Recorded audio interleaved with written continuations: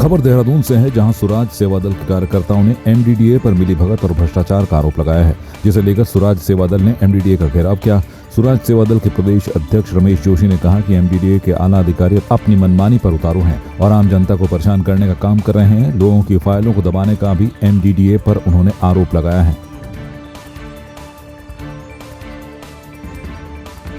माननीय मुख्यमंत्री जी भ्रष्टाचार की बातें कर रहे हैं और यहाँ उगाई के लिए बैठा रखा है इन लोगों को। क्या जीरो टॉलरेंस है? क्या इनके पास जीरो टॉलरेंस की बात है? जीरो टॉलरेंस विजिलेंस पहले से बना रखी थी, अब वो एक नंबर दे दिया हेल्पलाइन, उससे क्या है? सारा जनता को गुमराह करने पर लगे हुए हैं। एमडीडीए डकैती पर लगा हुआ है, सरकारी संपत्तियां इन्होंने बेच दी।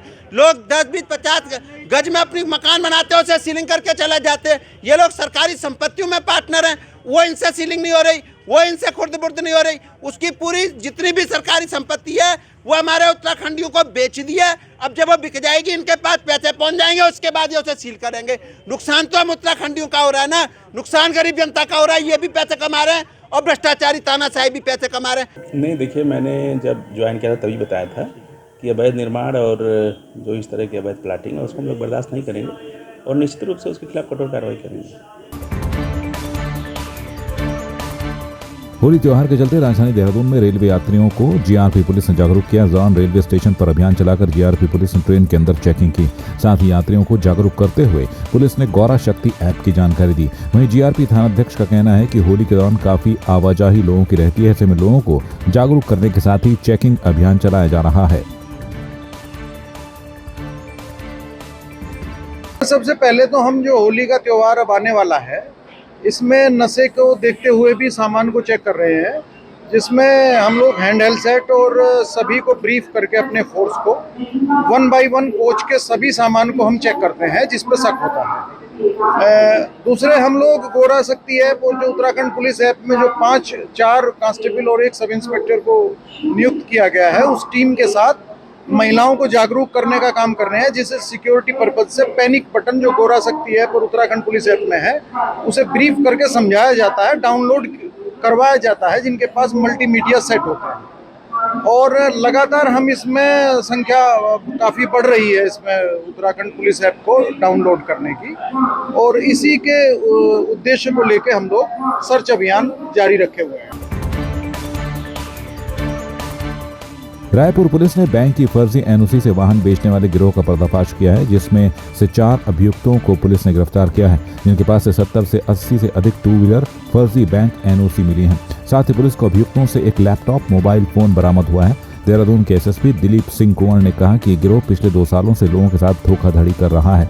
पुलिस पूरे मामले की जाँच कर रही है। पुलिस को शक है कि इनके साथ कुछ और भी लोग हो सकते हैं। इस पूरे प्रकरण में आपको बता दूं, एक गैंग पकड़ा गया है 4 लोगों का, और उन 4 लोगों का गैंग से हमको ये जानकारी मिली, इसमें 4 लोग हैं और उन चारों का राहुल खरवाला है, दीपक धने है, शाहरुख अहमद है और अजहर है। इन चारों का ये है कि इन्होंने गैंग बनाया था, जिसमें जो जैसे जो तमाम जो बैंक होते हैं उन बैंकों के माध्यम से जैसे फाइनेंस होकर के जो गाड़ी खरीदी जाती हैं, यदि मालिक ने अगर टाइम से जो ईएमआई होता है अगर पेमेंट नहीं कर रहा हो तो ये रिकवरी एजेंट के माध्यम से फिर गाड़ी को खींच के ले जाते हैं। तो त्रिशक्ति एक रिकवरी एजेंट है, उसमें ये 4 लोग काम करते थे और इन्होंने वो लेकर के फिर फर्जी तौर पर जो है इसका एनओसी बना करके जो पुराना जो डॉक्यूमेंट है उसको फिर आरटीओ ऑफिस में ले जा करके फिर ओरिजिनल डॉक्यूमेंट बना करके फिर उसको बेचने का काम करते थे। और उसमें बहुत सारे डॉक्यूमेंट और हमारे इसमें इलेक्ट्रॉनिक रिजल्ट्स हमको बरामद हुए हैं। और उसमें ये भी आपको बता दूं कि ये बता रहे हैं कि लगभग 80 से 90 ऐसे इन्होंने वाहनों को बेचा है, उसको भी हम उसको तस्दीक कर रहे हैं।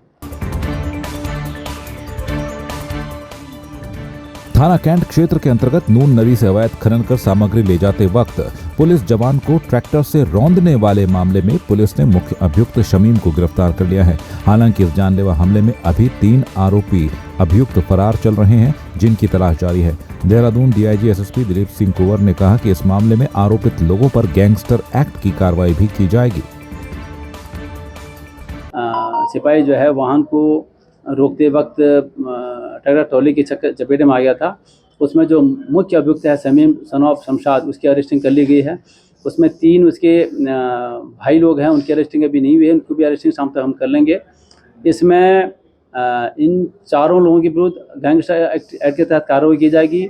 हमने जो ट्रैक्टर ट्रॉली है वो सीज कर ली है और इसमें हम इंश्योर करा रहे हैं निकट भविष्य में भी कहीं किसी प्रकार का कोई अवैध खनन न हो।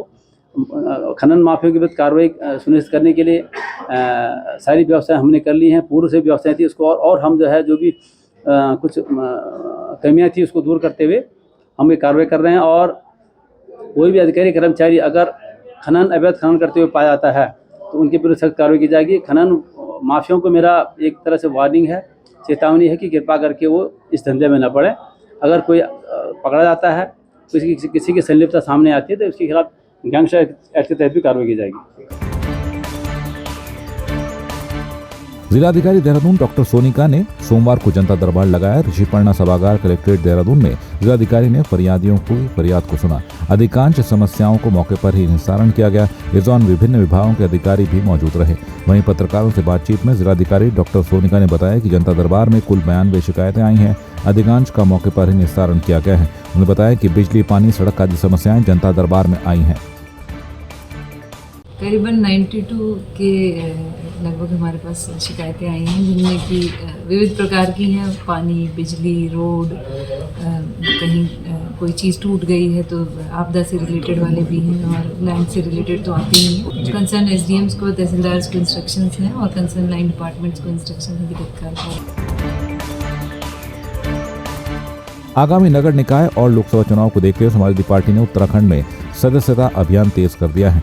पार्टी को उत्तराखंड में मजबूती दिलाने के लिए सपा के प्रदेश अध्यक्ष शंभू प्रसाद पोखरियाल ने महावीर सिंह को प्रदेश सदस्यता प्रमुख की जिम्मेदारी सौंपी है। महावीर सिंह महानगर जिलों और विधानसभाओं में जाकर पार्टी की नीतियों को जन जन तक पहुंचाएंगे। अभी संगठन लगभग प्रदेश की टीम पूरी बन चुकी है और होली के बाद एक बैठक का आयोजन यहाँ अपने प्रदेश कार्यालय में होगा। लगभग 2-3 जिले रह गए हैं जहां जिलाध्यक्ष घोषित करने, बाकी लगभग पूरा संगठन तैयार है और आप लोगों का सहयोग मिल रहा है। ज़रूर संगठन कामयाब और पार्टी मजबूती की ओर चल रही है। जैसे माननीय राष्ट्रीय अध्यक्ष अखिलेश यादव जी का आदेश था, तो ठीक चल रहा, बढ़िया। पौड़ी जिले में शहर के संस्कृति भवन के प्रेक्षागृह में विकास मार्ग पौड़ी स्थित सरस्वती शिशु विद्या मंदिर का वार्षिकोत्सव बड़े ही धूमधाम से मनाया गया। कार्यक्रम में बतौर मुख्य अतिथि पहुंचे सांसद गढ़वाल तीरथ सिंह रावत ने दीप प्रज्वलित कर कार्यक्रम का शुभारंभ किया। इस मौके पर विशिष्ट अतिथि के तौर पर विधायक राजकुमार पोरी और पालिका अध्यक्ष यशपाल बेनाम सहित बीजेपी जिला अध्यक्ष सुषमा रावत, कार्यक्रम अध्यक्ष एवं प्रदेश महासचिव राष्ट्रीय पुरानी पेंशन बहाली संयुक्त मोर्चा सीताराम पोखरियाल की मौजूदगी रही।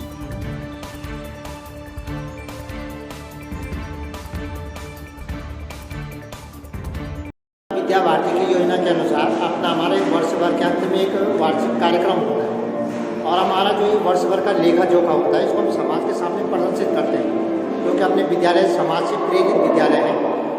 तो इसमें सांसद जी का समय मिला, विधायक जी का समय मिला और नगर पालिका के जो अध्यक्ष हैं श्रीमान यशपाल बेनाम जी, तो मेरी पूरी जो विद्यालय की मैनेजमेंट समिति है इसने बहुत मेहनत करके और इन लोगों को आमंत्रित किया, तो ये विद्यालय में पहुंचे हैं और इससे हमें लाभ ये हुआ कि आज विधायक जी ने अपने इसी विद्यालय के लिए नहीं, मैं स्वयं संकुल प्रमुख हूँ तो मेरे संकुल में 10 विद्यालय हैं और यहाँ पर आज विधायक जी ने 48 लाख की घोषणाएँ अपने विद्यालयों के लिए की है, जिसमें विकास मार्ग के लिए गाड़ी की अलग से व्यवस्था भी है। सांसद जी ने अतिथि आवास और 4 कक्षाओं का हमें दिया है, आश्वासन दिया है कि मैं इसको करूँगा। और जो नगर पालिका के अध्यक्ष हैं उन्होंने 5 शौचालय और एक 3 छत जो अपने यहाँ पर बनने वाला है उसकी घोषणा की और आश्वासन दिया कि मैं इसको बहुत जल्दी करने वाला हूँ। आज शिशु मंदिर विकास मार्ग का एक वार्षिकोत्सव कार्यक्रम था। इसमें मुझे भी आमंत्रित किया गया था और मैं भी माननीय सांसद जी के साथ उपस्थित हुआ हूँ और विद्यालय हमारे जो विद्या भारती से चलने वाले विद्यालय हैं, निश्चित रूप से इनकी स्थिति बहुत तंग होती है और ये जन सहयोग के माध्यम से ही विद्यालय चलते हैं और विद्यालय की तरफ से जो मांगें मेरे पास आई हैं वो मैंने मानी है और उनको करेंगे। विद्यालय की जो डिमांड है, कहीं फर्नीचर की है, कहीं रिपेयरिंग की है, कहीं भवन की है, तो जो भी डिमांड है उनको पूरा करेंगे, ऐसा मैंने उनको आश्वासन दिया है और मैंने विधायक जी से उनको पूरा करने का विश्वास दिलाया। विधायक जी ने हमारा मनोबल बढ़ाया, हमें उत्साहित करा कि हम लोग वार्षिक उत्सव बनाएं। तो इसमें हमने वार्षिक उत्सव बनाया, पूरे साल भर का हमने उत्सव आज मनाया है और हमें बहुत खुशी हो रही है। हमारा वार्षिक था, इसमें हमारे संस्कृति को आगे बढ़ाने के लिए हमने क्या है, सब लोगों ने मुझे सपोर्ट किया और मैंने सावित्री का रोल भी निभाया था। हैं कि अपनी संस्कृति को नहीं भूलना चाहिए, क्योंकि आजकल लोग जो है वो जब विदेश में नौकरी कर रहे हैं तो अपनी संस्कृति को भूल रहे हैं, लेकिन हम भारतवासी, हमें अपने भारत से लगाव होना चाहिए, तो हमें अपनी संस्कृति को कभी भूलना नहीं चाहिए, उसे आगे बढ़ाना चाहिए ताकि हमसे आगे वाली पीढ़ी भी कुछ सीखे। मुख्यमंत्री और सांसद गढ़वाल तीरथ सिंह रावत जी हमारे बीच में थे और जैसे कि आपने देखा विधायक जी ने भी यहाँ विद्यालय के लिए जो है बस की सेवा देने की बात कही है और सांसद जी ने भी भरसक जो भी उनसे हो सकेगा वो बात कही है। नगर परिषद अध्यक्ष जी ने भी वही बात रखी कि जो भी उनसे हो सकेगा इस विद्यालय के लिए करेंगे। आज का जो कार्यक्रम था उसमें हमारे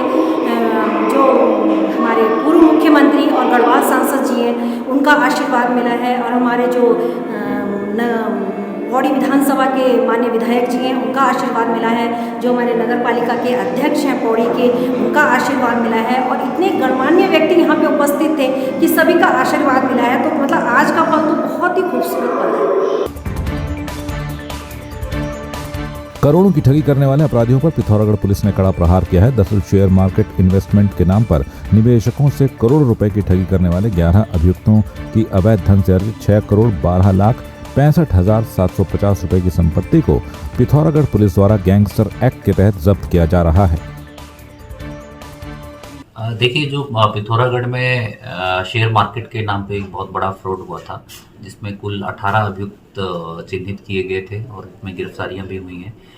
इसमें हम लोगों ने गैंगस्टर एक्ट में मुकदमा पंजीकृत किया था और गैंगस्टर एक्ट में कार्रवाई करते हुए इन 18 में से 11 लोगों की जो है हमने संपत्ति का विवरण प्राप्त कर लिया गया है और इन 11 लोगों की जो कुल प्रॉपर्टी है लगभग 6 करोड़ 12 लाख की अनुमानित प्रॉपर्टी है, जिसको हम लोग जो है सीज करवा रहे हैं। इसका सभी का विवरण हम लोगों ने सभी 8 डिपार्टमेंट से ले लिया गया है और जो गैंगस्टर एक्ट के अंतर्गत इसकी सीजर की कार्रवाई होती है वो हम लोगों ने कर दी।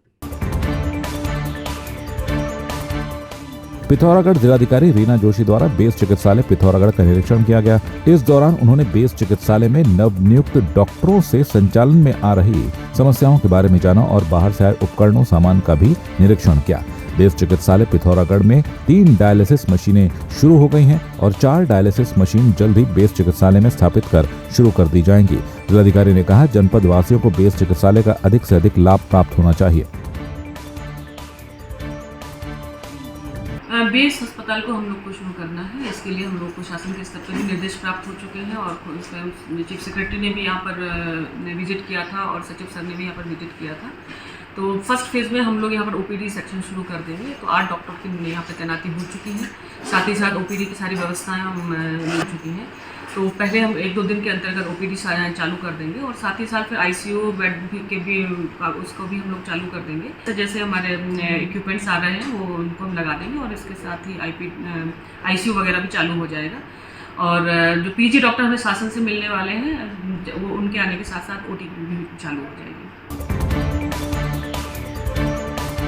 चंबा ब्लॉक कांग्रेस कमेटी के अध्यक्ष साहब सिंह सजवाण ने मुख्यमंत्री पुष्कर सिंह धामी के टिहरी दौरे को लेकर बयान दिया है। उन्होंने कहा कि मुख्यमंत्री ने चंबा में आकर अमर शहीद बीसी गब्बर सिंह नेगी और अमर शहीद श्रीदेवी व सुमन की धरती पर पहुंचकर कोई घोषणा नहीं की। उन्होंने कहा कि मुख्यमंत्री पुष्कर सिंह धामी को क्षेत्र की समस्याओं के निराकरण के लिए घोषणा करनी चाहिए थी। ठीक है, अच्छी बात है। उन्होंने अपने जो हमारे ये वीर सैनिक गब्बर सिंह जी हैं उनको श्रद्धांजलि देने और जो हमारे सुखदेव सुमन जी हैं उनको श्रद्धांजलि देना है, अच्छी बात है। उनके मन में जो भाव है, लेकिन अच्छा और सच्ची श्रद्धांजलि तब होती है अगर इनके नाम से सुखदेव सुमन जी के जो पैतृक गांव है उसको राष्ट्रीय धरोहर के रूप में उसको संवारते संजोते और जो कॉलेज रोड से सिरदेव सुमन जौल गांव तक जो रोड जा रही है उसके बहुत बुरे हाल है। उसका डामरीकरण हो जाता, उस पर पेंटिंग हो जाती तो निश्चित रूप से उनकी सच्ची श्रद्धांजलि उनके लिए थी। और BC गब्बर सिंह जी का जो बहुत वर्षों से जो मेला चल रहा है उसको कई दिनों से सालों से मांगें भी चल रही हैं कि भाई इसको राजकीय मेला घोषित किया जाए। और वो राजकीय मेला घोषित हो जाता, पर्यटक के मेला के रूप में वो विकसित होता तो निश्चित रूप से सच्ची श्रद्धांजलि इन दोनों वीर सैनिकों को, वीर नायकों को होती। हल्द्वानी के मटर गली में व्यायामशाला की 4 दुकानों को जहां नगर निगम और प्राधिकरण की टीम ने ध्वस्त कर दिया तो वहीं दूसरी तरफ कोर्ट के निर्देशों के बाद प्राधिकरण ने 20 बड़े कमर्शियल भवन स्वामियों को पार्किंग की व्यवस्था करने का नोटिस जारी किया है। दरअसल बड़े बड़े कमर्शियल भवनों ने अपनी बिल्डिंगों को बनाकर पार्किंग को बेच डाला है, लिहाजा उनके खिलाफ सख्त कार्रवाई की जा रही है।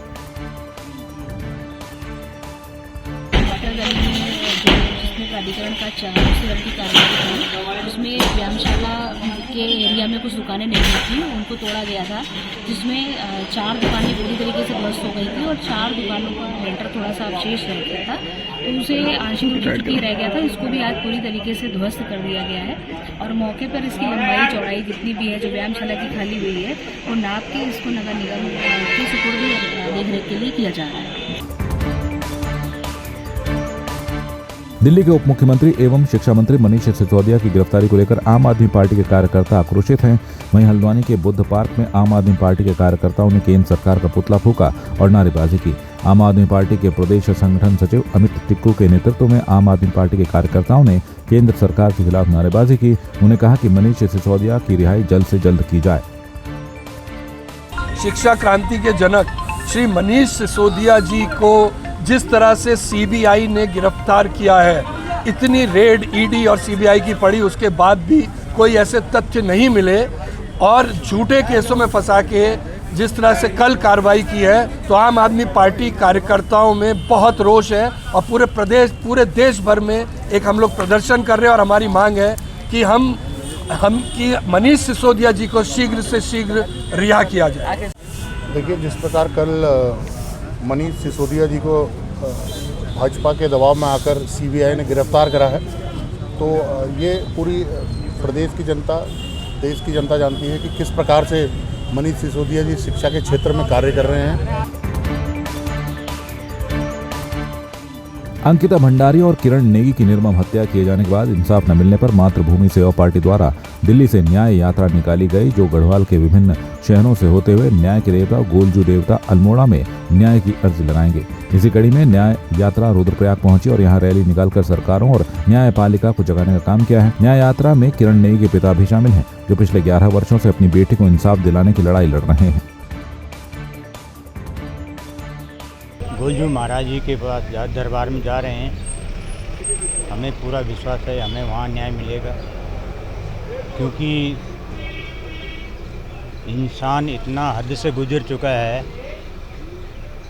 कि वो अपनी कुर्सी का गरिमा देखते हुए 3 दरिंदों को बरी कर देता है सुप्रीम कोर्ट, जबकि उसको पता है ये मुलजिम हैं, 10 साल काट चुके हैं तिहाड़ में, फिर भी उनको बरी कर रहा है।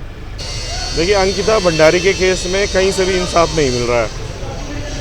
आप जानते हैं कि हाई कोर्ट हम गए थे तो वहाँ पे पिटिशन खारिज हो गई, CBI जांच की जो मांग थी वो खारिज हो गई। अभी स्थिति यह है कि हम सुप्रीम कोर्ट चले गए हैं हाई कोर्ट के फैसले के अगेंस्ट CBI जांच की मांग को लेके। एक तो ये इसमें हो रहा है, दूसरा ये है कि सरकार ने बहुत सारे वादे किए इनसे, जैसे वहाँ पे आके कहा कि परिवार के एक सदस्य को रोज़गार दिया जाएगा, तो ना तो कि अंकिता का जो भाई है अजय, उसको रोज़गार मिला, माँ जो है मिनी आंगनबाड़ी है तो उनको भी कोई पक्की नौकरी नहीं है, 4-5 हज़ार रुपये मिलते हैं।